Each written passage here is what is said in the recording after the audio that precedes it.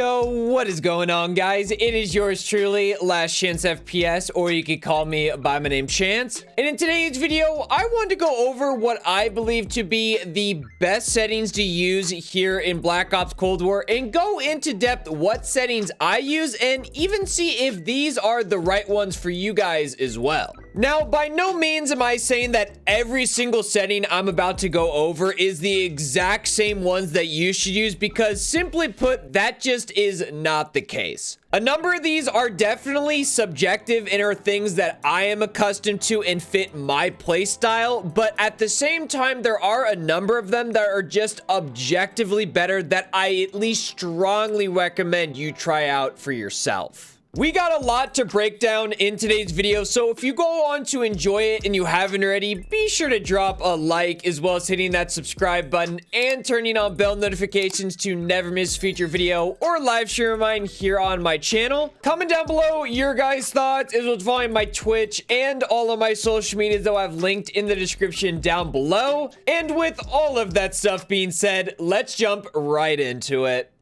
Alright, so starting off in the controller tab of the settings, for the input device, I am of course on controller since I do play on the PlayStation 5. For my horizontal and vertical stick sensitivity, I play on a 5 out of 14. If you want to increase this, by all means, this is entirely up to you, just whatever feels the most comfortable, but for me, it is personally a 5. For your ADS stick sensitivity, for your low and high zoom, I have this on default 1. You could obviously increase this or decrease this a little bit, but I've just always left this on regular and haven't really touched it. For the button layout, I play on tactical. I've always been someone that plays on the tactical button layout. For the flip of the triggers and buttons, I just have this on default. I've never really liked using my top buttons. I like using my triggers to shoot, so I've always left this on default. For the invert look, have this disabled. That's just really weird. Definitely don't have that enabled. For your aim response curve type, this is huge right here, guys. You 100% want to play on dynamic, and the best way I could explain this is that with dynamic, it makes it where when you're snap aiming to multiple targets, it just feels so much more responsive. Trust me, it will greatly help you in your game. Just take my word for it. For the controller vibration, I have this on disabled. Never really liked controller vibration. Trigger effect, also have this disabled. For the target aim assist, you obviously want to have this enabled, because that would be really bad if you didn't. For the target aim assist mode, I have this on standard. You could also try legacy out, since it does says that's the same type that is in Warzone. If you're someone that is sniping, I highly recommend trying out precision, because with sniper rifles, the amount of aim assist you get with precision is ridiculous. Like, it's broken. That's the best way I could put it. For your ADS aim assist, you obviously want to have this enabled, because that would not be fun if you didn't. For the airborne mantle behavior, I have this on manual, and I have the grounded mantle behavior on the second press, and this allows me to not have those weird situations where I'm trying to jump shot someone, but I accidentally mantle something and I die because of it. This completely eliminates that from happening. If you're someone that plays with like a Scuff or a Battle Beaver or any type of controller that has rear buttons to allow you to jump shot, so definitely give this a go for yourself. For the aim down sight behavior, you want to have this on hold. For the steady aim behavior, you also want to have this on hold. Armor behavior, apply all. Attack vehicle control mode, aim based. For my stick layout, I play on default, and I would imagine that's what most people play on, so I would just leave that. For the maximum input threshold of both your left and right stick, I believe this is default at 100. You want to leave that. You do not want to lower that. Just leave that regular. The best way I could explain these minimum inputs is it's acting as a dead zone. So if you have a newer controller and it's a lot more responsive, you want to have this as low as possible, but if it does have a little stick drift, you want to increase this to negate that. So for my left stick, I have this on 0 because I'm always rushing and going forward anyways, so a 0 works out fine. But for my right stick, I find if I go all the way down to 3, it will basically have no stick drift. I believe on default it's 5, so if you need to have it higher than that, by all means, means. For the controller sounds, I have this on disabled because I have a headset. What's the point? Auto move forward, you want to have this on disabled. Now for auto sprint, I have this enabled because from last year's Call of Duty in Modern Warfare that added the automatic tac sprint option in the settings, I've basically never been able to go back. I love being able to just push forward with my left analog stick and always being in a sprinting motion to get around the map as fast as possible. And I honestly don't like pushing down on my left stick because that wears it out over time, man, especially if you log in a lot of hours on Call of Duty, and it just feels more natural to me. I don't know, it takes a little bit of adjusting. You can give this a go for yourself, but I personally am a huge fan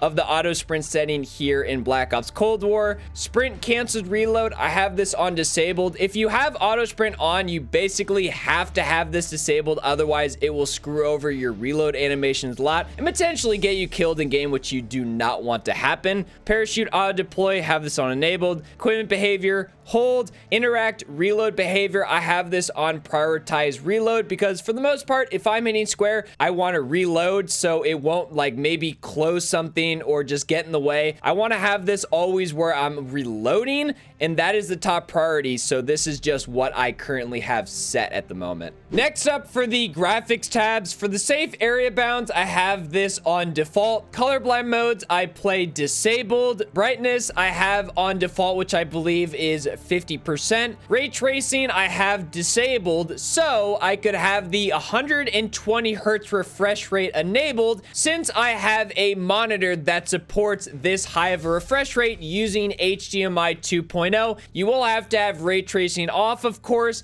but it is definitely worth it because playing on last generation consoles that had 60 hertz, it's trash. It is a night and day difference. Having a higher refresh rate is an absolute must, especially if you're playing a game like Call of Duty, which is a Twitch first-person shooter. So highly recommend having that enabled if you can. Split screen orientation, have this on horizontal default. Field of view, I mess with this a lot. I used to have it at 100, and I believe on default for most consoles, it is set to 80. It can go all the way up to 120 if you want, but I feel like at that high of a FOV, it just looks weird. It's like warped. I don't know, just for me personally, it's not worth it. I found 110 to be the best balance of both having peripheral vision as well as the game not looking too weird. So this one you could tinker with.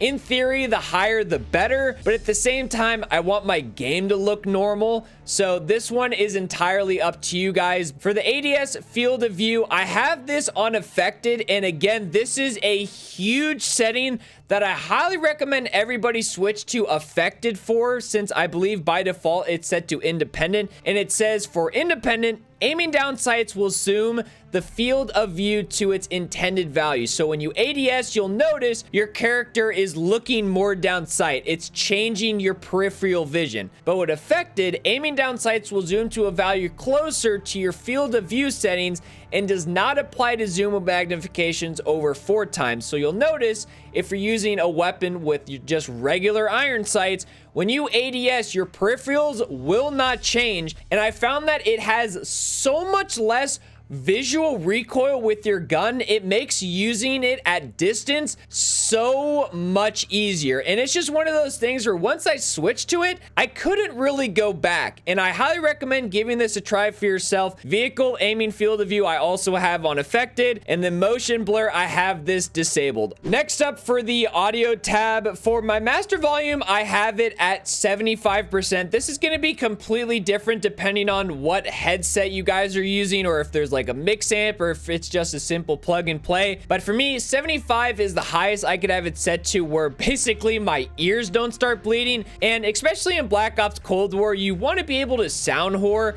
since there are actually pretty loud footsteps in this game. So 75 for the master volume has worked out for me. Music, I have set to 0. Sometimes I'll change it if I want to listen to something pre-game, but for the most part, I have on 0. Sound effects volume is huge. You want to have this at 100%. That's all of the important audio cues like footsteps, for example, or if like a bomb's being planted. You always want to have your effects at 100% because that is not something you're going to want to miss out on. Dialogue volume, I have simply at 100%. So if I hear enemy RC car, I'll know to run away. That is the only reason I have this at 100%. And I also have my cinematics volume at 100%. I know this might seem like I have it like super loud, like ear rape levels, but it's actually not as loud because with my mix amp, I'm able to adjust it on a dial. So this is just what works out for me. This, again, is going to be entirely different for what your guys' setup is like. For the audio preset, I highly recommend having this set to high boost. I found this is the best preset for being able to pick up on footsteps and important audio cues. And then for the hit mark sound effect, I have this on enabled, obviously. Lastly, for the interface tab of the settings, I'm just going to quickly breeze through these since for the most part, I do have them on just regular default. So for subtitles, I have on disabled, crosshairs shown, hit marker visuals shown, damage-based hit markers shown. Ally health bars, I did have turned off or hidden since I don't really need to know that and it's blocking that much more of my screen. So I did turn this one off. Enemy health bars shown, player names full, horizontal compass shown, floating damage numbers enabled, zombie names and health bars show all, in-game alert icons enabled, input device icon shown, and finally mouse tooltips hidden. So that's going to wrap up today's video on the best settings to use here in Black Ops Cold War, as well as what I personally use in game. So hopefully that answered any questions you guys might have had. And if you went on to enjoy today's video and you haven't already, be sure to drop a like, as well as hitting that subscribe button and turning on bell notifications to never miss a future video or live stream of mine here on the channel. Comment down below your guys' thoughts, as well as following my Twitch and all of my social medias that I have linked in the description down below. And until next time, I will catch you guys in the next video.